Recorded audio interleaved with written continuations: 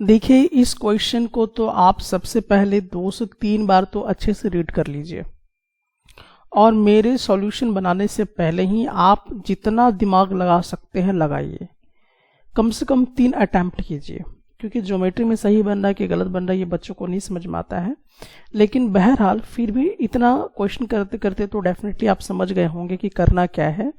तो इस क्वेश्चन को आप पहले से अच्छे से कीजिए, क्योंकि जब तक आप फंसेंगे नहीं, आपका ब्रेन नहीं फंसेगा, तब तक आप इस क्वेश्चन को अच्छे ढंग से नहीं समझ पाएंगे कि कैसे काम करना है। और कॉपी में आप बनाते जाइएगा जैसे मैं स्टेप बाय स्टेप चलता हूँ, ठीक है, ताकि आपका वो नोट रहे। तो चलिए सबसे पहले तो हम लोग देख रहे हैं कि हमें इस ट्रायंगल को आपस में क्या करना है, कॉन्ग्रुएंट करके दिखाना है।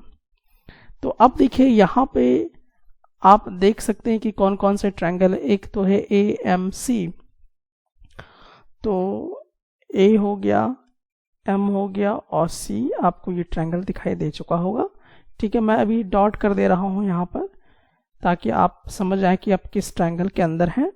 और दूसरा ट्रायंगल है BMD, तो B यहाँ पर, M एंड D, तो समझ में आ गया इन दोनों से आप किस ट्रायंगल के अंदर हैं, ठीक है। तो डेफिनेटली आपको यहाँ पे ध्यान देना है। तो चलिए अगर नहीं समझ में आया तो मैं इसको यहाँ पे कलर भी कर देता हूँ ताकि आप अच्छे से समझ सके कि आप किस किस ट्रायंगल के अंदर है। यानी कि देखिए जब तक ट्रायंगल को आप सेपरेट नहीं करेंगे ना, तब तक आपको ये बात समझ में नहीं आएगा कि आप हैं कहाँ पर, ठीक है। तो चलिए हम लोग यहाँ पर इस प्रकार से देख रहे हैं, दोनों ट्रायंगल के अंदर आ चुके हैं, ठीक है। अब तो सबसे पहले हम लोग यहाँ पे लिखेंगे इन ट्रायंगल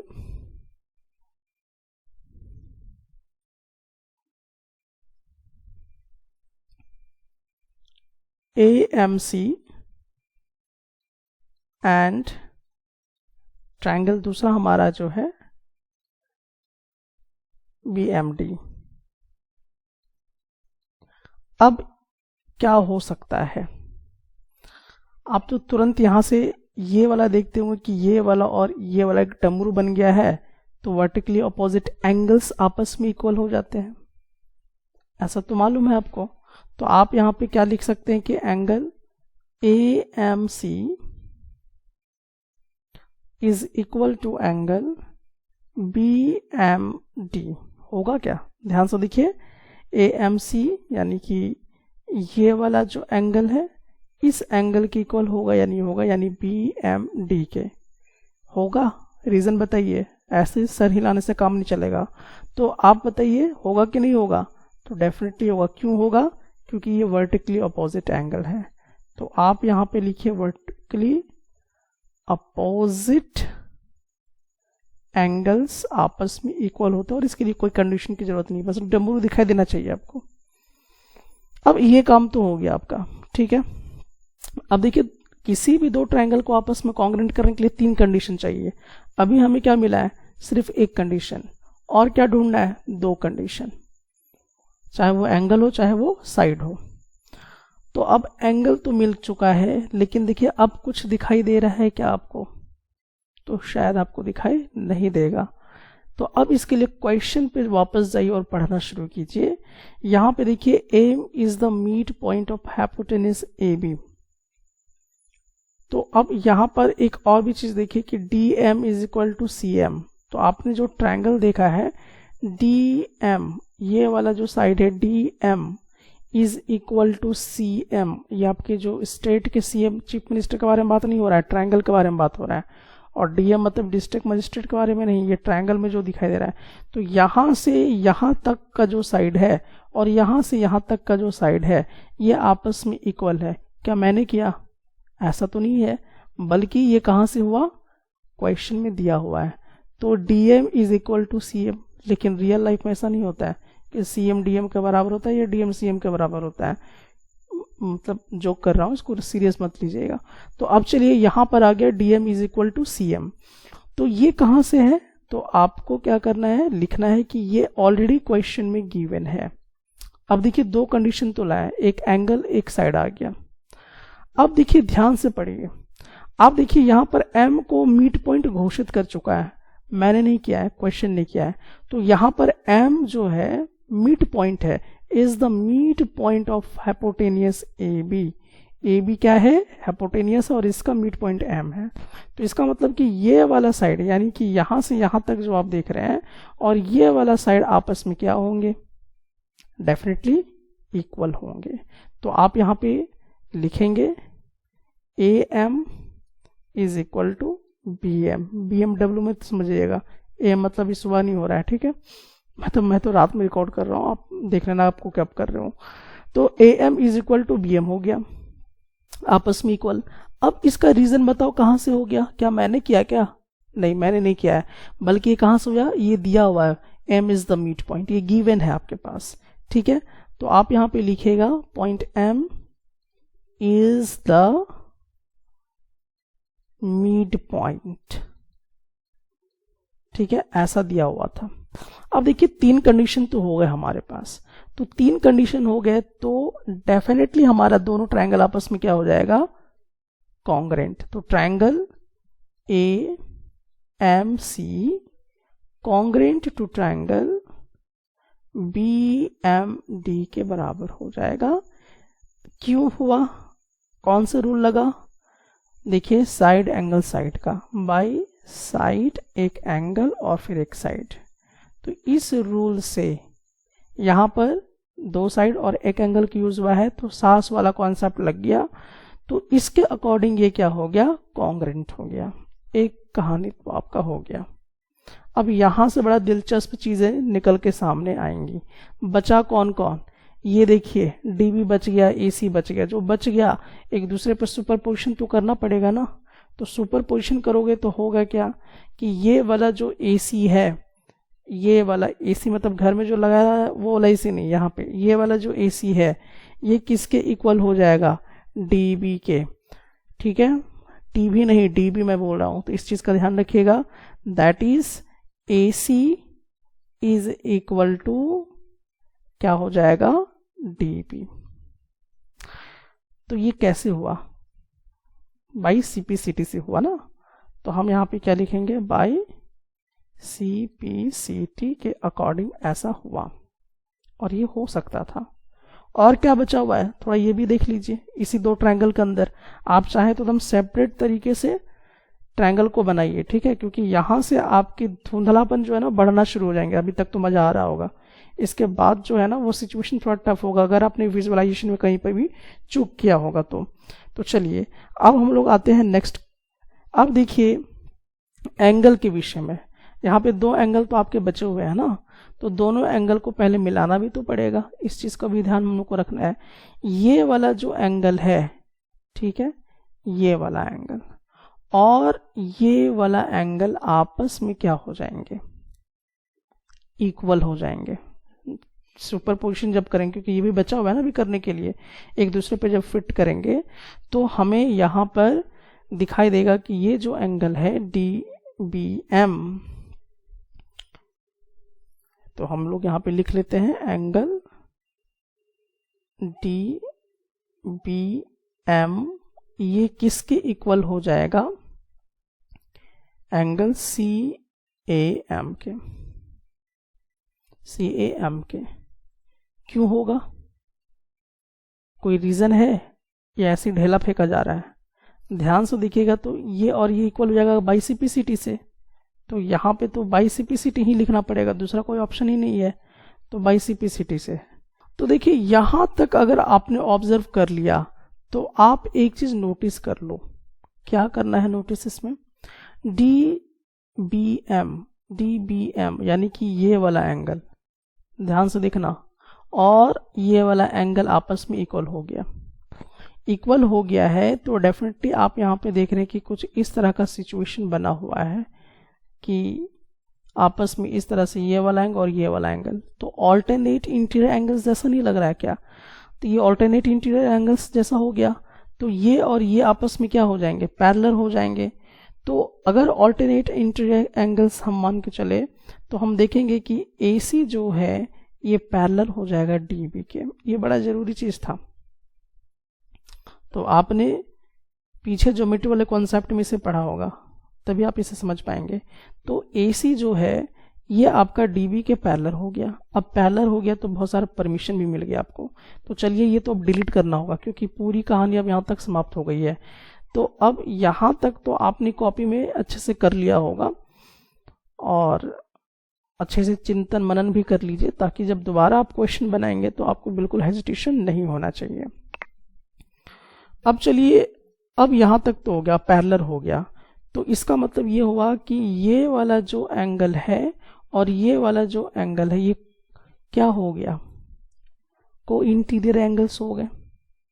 अब को इंटीरियर एंगल्स जो होते हैं मतलब यहाँ पे angle DBC plus angle ACB दोनों को ऐड करेंगे तो कितने का बराबर होगा, 180 डिग्री। क्यों होगा, अब ये भी प्रश्न पूछने लायक है कि आखिरकार ऐसा क्यों होगा। तो ऐसा इसलिए होगा क्योंकि इस तरह के एंगल्स को हम लोग क्या बोलते हैं, अगर पैरेलल लाइन से दिया है और सेम साइड पर है तो इसको हम लोग को इंटीरियर एंगल्स बोला करते हैं। तो रीजन लिख दीजिए, रीजन क्या होगा, सम ऑफ को इंटीरियर एंगल्स के कारण ऐसा होगा, सम ऑफ को इंटीरियर एंगल्स के कारण ऐसा होगा। ठीक है, तो अब हम लोग इस पे आते हैं। अब देखिए कि आपके पास एंगल DBC दिया हुआ है क्या, नहीं, लेकिन ACB आपका 90 डिग्री है। अब ये कहाँ से, क्वेश्चन पढ़िए ध्यान से, समझ में आ जाएगा कि यहाँ पे देखिए आपका लिखा हुआ है कि in triangle ABC right angle at C पर क्या बन रहा है, राइट एंगल बन रहा है। तो ये वाला आपका 90 डिग्री दिया हुआ है। तो यहाँ पे आपको 90 डिग्री पुट करना है which is equal to 180 degree. थोड़ा मैं यहाँ से अब आगे बढ़ूंगा, थोड़ा सा आप उसको कॉपी में अच्छे से कर लेना। तो angle DBC is equal to 180 degree minus 90 degree होगा क्योंकि ये वाला इधर ट्रांसपोज कर रहे हैं। तो अब इसको अगर हम लोग सब्ट्रैक्ट करते हैं तो हम लोगों को क्या मिल रहा है, 90 डिग्री। सो फाइनली हमने देखा कि एंगल DBC क्या होगा, 90 डिग्री।